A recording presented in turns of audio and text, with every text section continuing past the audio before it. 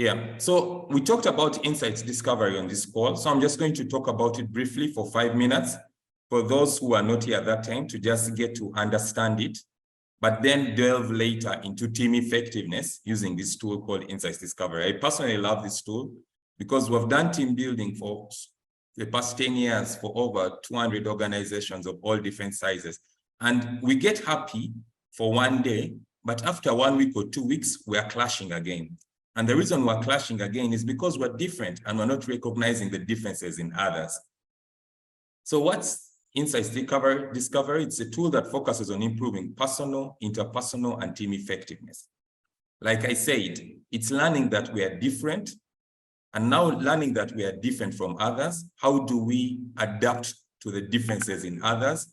And together, how can we make lasting impact? And it provides a common language about what drives our behavior in the workplace. In our different businesses or in a different workplaces, if you have partners, you might have had some disagreements where you say, this person is lazy. And someone says, no, this person is not lazy, this person is slow. Or someone says that person is rude, that person is proud. And then someone says, no, that person is not rude, that person is not proud, that person is just exposed. So how do we come up with one common language? Yeah. And it's grounded in the work of a psychologist called Carl Jung. Yes, Carl Jung is a famous Swiss psychologist who came up with works like introverted, extroverted. Yeah, and all this is based on perception. Like I said, you'll see the world differently from the way other people see it. But the beauty about perception is that perceptions can change with awareness. When I get to realize that when someone nods his head, he's not saying yes, he's saying no, then I get to interpret his actions different. So how do we get aware? There's a whole session we did covering that. So this is just a quick run through, yes.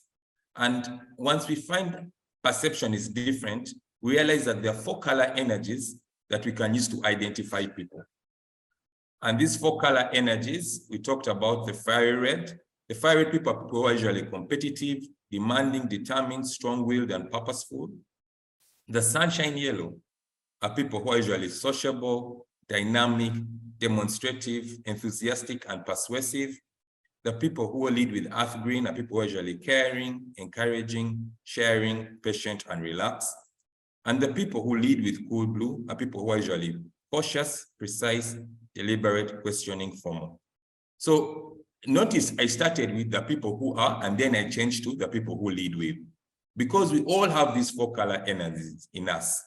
And depending on the scenario, there are times when we are competitive and demanding. There are times when we are sociable. There are times when we are caring and encouraging. But then there are times when we are very formal, questioning, and precise. And it's this different order that makes us unique. Some people are more competitive than they are caring, while some people are more sociable than they are cautious. And this is how they present on a good day, because we all need this. Now, Insights believes there's nothing such as a weakness. A weakness is simply an overused strength. Because what happens when I am overly competitive? What happens when I'm overly sociable? What happens when I'm overly caring? And what happens when I'm overly cautious? When I overly do these things, then what happens is when I'm overly competitive, I become driving. So what the competition which was good, then later, on a bad day, it seems like I am driving people. It seems like I'm intolerant. It seems like I'm a dictator. And then that's how you find some people saying, that person is mean. That person is a dictator. And another person saying, that person is such results-oriented. What happens if I am sociable and I want to get people involved? On a bad day, if I overdo it, it might appear like I'm flamboyant, like I'm boastful. Yes, like I'm overly in people's space. What happened if I am overly caring? On a bad day, it might be perceived like I am stubborn. Yes, that I do not care. I'm stubborn because you're not treating me with care. Therefore, I'm not going to do anything because you've shown me you do not care. And then what happens if I'm precise, if I'm cautious, and if I want the details? On a bad day, it might appear like I am cold, like I am stuffy, like I am indecisive, like I'm suspicious and I'm reserved. It appears then I'm slow. And that's why some people say, that guy, it's like he doesn't trust me. Why are they asking a lot of questions? Can't they believe what I have told them? Yet it's the other person for him, he says, this person is not giving me the details. And he's asking more questions because he wants the details. And that's how different we can be, because you realize that someone who's driving and aggressive can easily clash with someone who wants to show care. Yes? So these opposites, when you look at the fire red here and the earth green, they can easily clash. Or the cool blue and the sunshine yellow, they can easily clash. But we can even easily clash within the same circle. Because what is good, once overdone, and because the other person sees the world differently from the way I see it, can then appear to be negative. And then what do we do now that we know that people are different from us? If we notice that someone is leading with a fiery red, and for them, they want action, they want fast results. When we are talking to them, just be direct and to the point. Do not hesitate or waffle.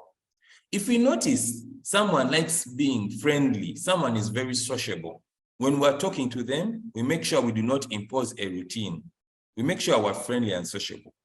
If we notice that someone cares about people, that someone cares about democracy, when we're talking to them, we do not push for quick decisions. We try to be patient and supportive. Then if we notice that someone leads with a cool blue, that this person wants the details, yes? When we are talking to them, we make sure that we are well prepared and thorough. We make sure that we do not be flippant on important issues. So I've gone through this because this is a quick recap. We covered this earlier, but the reason I'm going through this is you need to understand this for us to appreciate team effectiveness. Because now that we know people are different from us, how do we harness this as one team? Now that we know that some people are more action-oriented, while some people are more about care, how do we get this together so that we can work together as one single unit, as one team, and create lasting impact? And how do we know which color we need to dial up? Because as much as we're talking about these color attributes, yes, as much as we're talking about these color attributes, where we're saying some people are competitive, some people are sociable, some people are caring, or some people are cautious, what is important to know is that we have all these color energies within us. And it's depending on the scenario. We have all these color energies within us. So when do we know which color energy to bring up, or what we call dial up? Or when do we know which color energy to dial down, or take it slow? And when do we get to know the scenarios for that? And that's what I would like to cover in these next few minutes, yes? So we start looking at these color energies now, not as individuals, but to the team. What do they contribute to the team? And you'd notice that people who then lead with a fiery red, they bring boldness to the team. They bring efficiency to the team. They bring focus to the team. They bring fast pace and action to the team. People who lead with sunshine yellow, they bring interactivity to the team. They bring optimism to the team. They bring the social aspect, dynamism, and the friendliness. The people who lead with the earth green, they bring the support to the team. They bring trust. They bring value to the team. And people who lead with cool blue, they bring the facts, diligence, and they are more structured. So in your organization, what are the things that you need to do? And how does this relate to our work? Yes. Once we notice which of these color energies to dial up, the focus, the fire red, then we become more results oriented and we have a shared purpose. So you ask yourself, do I need to get more results oriented, or do I need to have a shared purpose? When we look at the sunshine yellow, they bring about flow because they're sociable. They bring about collaboration. They bring about agility because they're innovative. So in your organization, if you're lacking agility, if you're lacking innovation, then maybe there's a sunshine yellow attribute you have or your other colleagues have that you can dial up or step up. When we look at organizational climate, you look at cohesion and trust. If you lack cohesion and trust, That means you probably need to care for more of your people. And then look at your processes. I know Pastor Chris Kawes as Mr. Systems, yes? Or your systems. If you have, what working methods you have, what measurements do you have? And this is where then you need to think about facts. You need to think about data. So there's a place for each of these. There's a time when you think about people, when people have to come up first, when you're talking about your climate. There's a time when involvement has to come up when you're talking about collaboration. And there's a time when action, speed, and facts have to come up when you're talking about results. There's a time when facts and observation and reflection come up. And that's when you're talking about your working methods and measurements. And I'll just delve a little more on this in the next slides. Yes. A team that has this fiery red, yeah. Fiery red this is when we're usually more extroverted and we're making decisions based on facts and actions. We have clear direction. We know our vision and goals, and we have our sights firmly on the deliverables. We take action on the right things to be accountable for what they have committed to. Yes. And then when we talk about the sunshine yellow, if I may summarize, this is when you're more involved with people and you're more outward. You're more involved with people and you do things that involve people. We create solutions and solve problems collectively as a group. We engage in dialogue. We learn as a team, and we respond quickly to external input. Then we also make the changes necessary to overcome obstacles. So when we engage people, yeah, innovation comes up. When we engage people, solutions come up, and then we operate and learn as a team. And then I'll go to the earth green. The earth green, this is when we are more still thinking about people, but as opposed to being more action oriented, we are more reflective. We ask ourselves questions about people. We try to study our teammates. Yes. So when we try to study our teammates and we are more reflective about them, focusing on the people, we have a high level of trust. We have a high degree of engagement and motivation. We create the willingness and ability to delve into challenging discussions. We have the ability to maintain cohesion under pressure and a genuine sense of caring and support for people. This cannot come unless we're intentional about trying to study people, yeah, learn about people, understand about people. Then we create the positive climate. And then we move over to the cool blue. Yes. And the cool blue attributes, this is when we are usually more observant, we are more reflective, similar to the earth green, but this time it's not about feelings or people. This time it's about facts. There's a time for us to focus on people, but there's also a time for us to focus on the data. There's a time for us to focus on the numbers. There's a time for us to focus on the goals. And when we do this from a reflective point of view, and this is probably where Director Grace always tells us, you take time to think. Yeah. When we take time off to think, when we take time off to process, when we take time off to look at reports, then we come up with clear roles for each member. Each member knows what to do. And then we look at roles that are linked and interdependent. We come up with the right mix of capabilities within the team members. We know which team member is going to lead with what activity. We know which team member has the energy that is needed for a particular role or season. Yeah. And then we have clear decision-making processes. And most importantly, we then create measurements in place to monitor progress.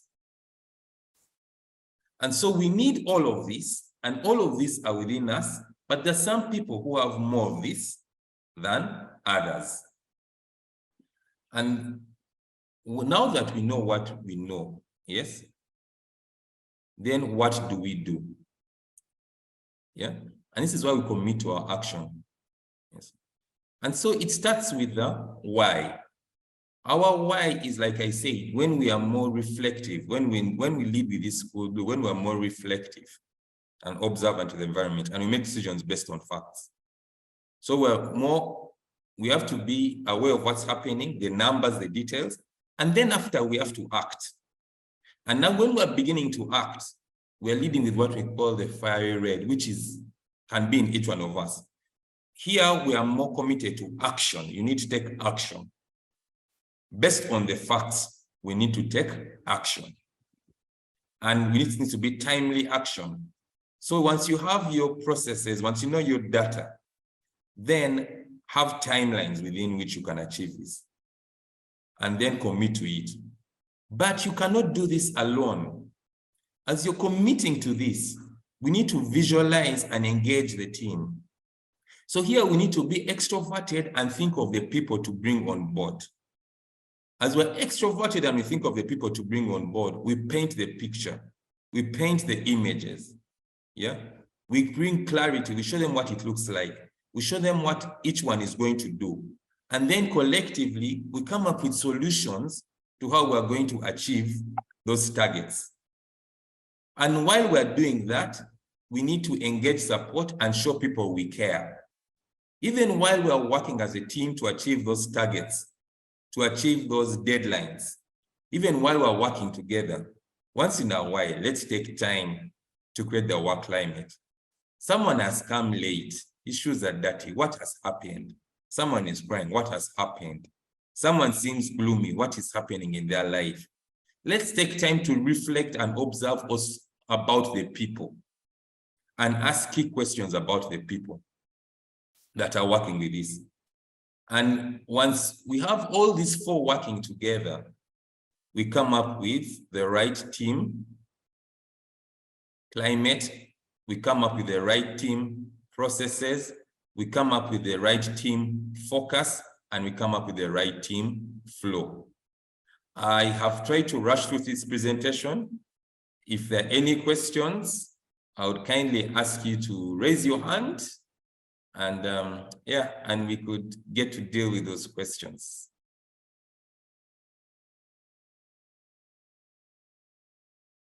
Okay, I will also move over to the chat. Oh, I'm just seeing someone is saying some of the data is scarce. Slideshow, oh, very sorry. Very sorry about that. I hope it's not too late. I'll put that in slideshow, yeah. Chairman, I have a question. Yes, Director. Thank you so much for this morning's presentation. What kind of color would be bothered by the data being cut?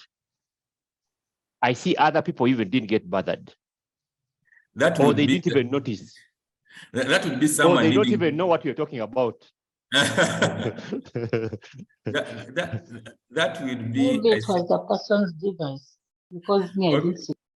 Yeah, that would be someone leading with their cool blue. And like the cool blue we said is someone who's more into details. Yes, you want the details, you want the numbers, you want to understand. So you want the full picture, you want it unpacked. And like we said, we all have this in us, and it's very important for us when we're in our teams, when we want to come up with processes, when we want to come up with measurements, we need to lead with this color energy where we want to know all the details, all the facts. Yes, I don't know if there are any more questions. I cannot see, so if you have a question, I'm going to kindly ask you to unmute your mic. And There's a question in the chat, Bishop. There is a question in the chat. Oh, Chairman, no, not Bishop, man. Okay. Well, if you can help me read Jonathan, if you can help me coordinate the questions, I will much appreciate it. Yeah, sure.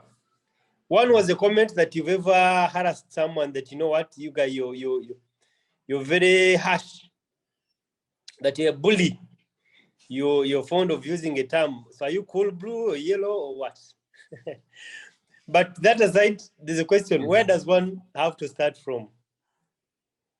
It all starts with self-awareness, but also realizing that you look at yourself and how your color energy is perceived on a bad day. Because you see, for you, you might be chasing your targets, yes? And for others, they are perceiving you as a dictator, as controlling. Well, for someone else, you might be wanting to get people involved, but once you overdo it, someone is perceiving you as flamboyant or all over the place. While for you, you might want to show people you care. But because you want to show people you care, once you overdo it, you're the person who can easily lead a strike saying, that person doesn't care about us. We are not going to do this. For you, you might want your details. You want all the facts, and you're asking a lot of questions. But to someone else, you're perceived as cold. So once you get a bit of self-awareness about you, and you know your traits, and we get to know that other people view us differently, then we can adjust and adapt. Thank you, Chairman. I have a question personally. Yes. Well, probably before I ask, let me invite Byron to first ask his question. Byron, over to you. Yeah, thank you so much.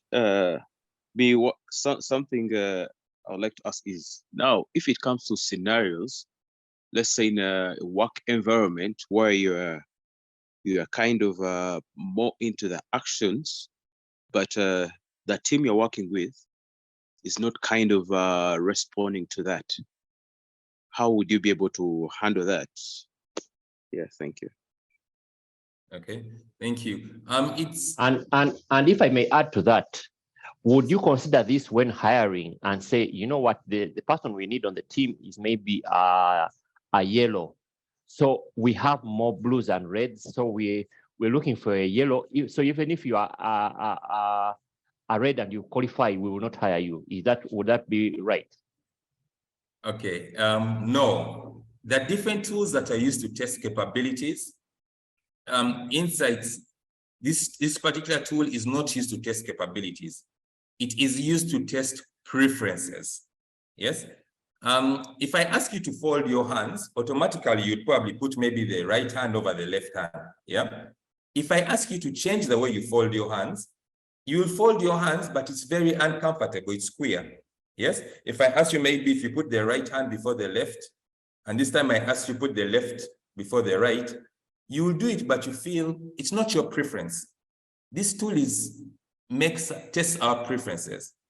But there's something called dialing up. We believe that we have all of these traits within us as individuals. And depending on the scenario, these traits will come up. I like giving this example that if there's a lady who's a stay-home wife, it might be a lady stay-home wife, her husband is well-to-do, she has 3 beautiful children, and all she has to do is support the husband, look after the children. She'll most likely be leading with her earth green, because she'll say, ask the husband if he's okay. When he comes back, there's food, pick up the children, dress the children. But just imagine what will happen to this same woman if the husband dies, God forbid, the family of the husband comes and takes all the property that they had, and she's left with nothing but 3 children that she has to fend for. Now, this lady might have been living with earth green, but I'm going to ask you, after the husband has died and the property has been taken away, and the mother has to look for school fees for next term for these 3 children, what color energy do you think she's going to be living with? Yes. Red. Most likely, she's now going to be living with the fiery red. I think what red. has happened is that the scenario has changed and she has been forced to step up. So back to Byron's question, if someone is leading with a fiery red, it doesn't mean that the other people do not have the fiery red or they cannot step up. And the question is, why aren't they stepping up? And maybe this is why this last slide comes apart. Do they clearly understand the goal? Have you engaged them? Have you tried to collaborate them? Have you actually found out how they're doing? People who lead with earth green tend to clash people who lead with fire red. A fire red person might come to someone and say, I need this by this time, I need this report by 5 o'clock, and send it right away. And the person who's leading with earth green is thinking, do you even know me? Do you know how I slept? Do you even know the trouble I'm having? Guess what the earth green person is going to do? He's going to refuse to send that report. The earth green person then will become stubborn. Yet, If another person maybe talked to that Earth Green person and found out how they are doing, just a quick question, how are you, how is the family? Okay, please let me send this report by this time. That person might actually send the report faster. And that's why you notice people respond differently to different results, to different leaders. There's a Forbes research that said 90% of top leaders in the Forbes 500 companies had a deep sense of self-awareness. Because once you have a deep sense of self-awareness, you get to see how you're different from other people and you get to know how you can relate to them differently. I think Nico Aijuka, your hand is up, you can please go.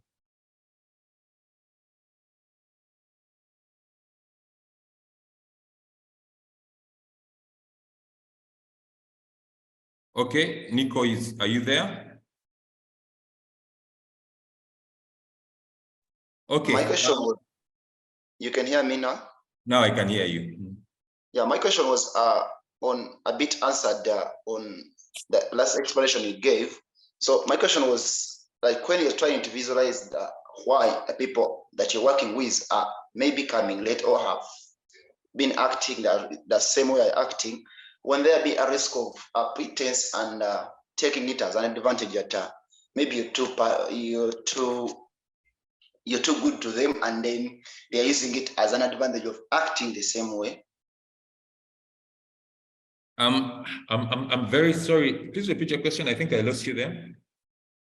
My question was that you said of the visualizing the why this person is coming late. If they have come late, their shoes are muddy, and then, or you are trying to understand why are they acting the same that way. Would there be a risk of, like, there must be a pretense, or like they're making it an advantage to use it as their habit? Thank you for your question, Nico. This is not an excuse for bad behavior. If you've noticed, there are some people who say that person is introverted. No, that person is extroverted. No, that person is an ambivert, or that person is an extroverted ambivert. And it's because society has tried to put us in boxes, yes? And what Insights believes is that it's a continuum of polar opposites. So at one point, you can be an introvert. At one point, you can be an extrovert. And that's why we say we have all the 4 color energies within us. We just have to determine which color energy we dial up. So it does not mean because I lead with an earth green, I don't have a fire red. So it does not mean, I'll give you an example. The first time I did this is what we call a profile. I did a profile and it measured the percentages of the colors. And for me, they realized that I lead with cool blue 2%. My cool blue was 2%. And I told people, now that you know my cool blue is 2%, from today onwards, don't ask me for a proposal. Don't ask me for anything that involves data. You leave me alone. Leave me only with the things that engage people. Don't bore me with those details. But then some years later, when I got certified, I realized that it's not capabilities, and it's not an excuse for bad behavior. And I realized that I can dial up. So later on, I can actually write proposals, yeah, that actually better than some people who lead with cool blue, even if it might be my least color in terms of percentages. But now it has given me the awareness that I can actually dial it up. And I just need to know what to do, but come up with a working model that works best for my least favorite color, but I can dial it up and still lead very well with it. So it's not an excuse for bad behavior. Okay, if there are no further questions, investor, I would like to close. Yeah, sure. There are a few comments, but there are no questions. Maybe it's a clash of colors and you think it's a demonic attack from director. But yes. Okay, thank you people for logging in. We'll just stop and say that I'll repeat, let's get to know more of ourselves and how people are different from us. It all starts with perception. The way you see the world is not the way other people see the world. Other than that, I wish you all an amazing day, a great week. Happy Women's Day for the ladies here, and see you all on Thursday. Of course, and men, you guy.